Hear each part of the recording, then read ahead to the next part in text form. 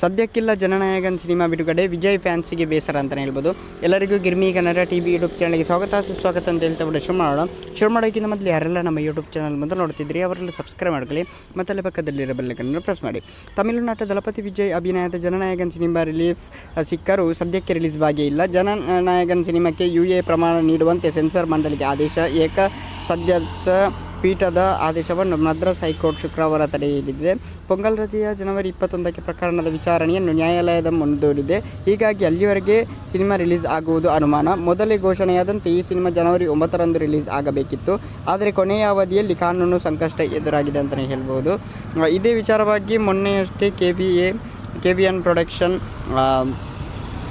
ಹೇಳಿಕೆ ಬಿಡುಗಡೆ ಮಾಡಿ ಸಿನಿಮಾ ಬಿಡುಗಡೆ ಮುಂದೂಡಿಕೆಯನ್ನು ಖಚಿತಪಡಿಸಿದ್ದು, ಆದರೆ ಸಿನಿಮಾಗೆ UA ಪ್ರಮಾಣ ನೀಡುವಂತೆ ಸೆನ್ಸಾರ್ ಮಂಡಳಿ ಕೋರ್ಟ್ ಆದೇಶಿಸಿತ್ತು ಅಂತಲೇ ಹೇಳ್ಬೋದು. ಇವಾಗ ಸದ್ಯಕ್ಕಂತೂ ಅಂತ ಹೇಳಿದರೆ 21 ತಾರೀಕಿನವರೆಗೆ ರಿಲೀಸ್ ಇಲ್ಲ ಅಂತಲೇ ಹೇಳ್ಬೋದು.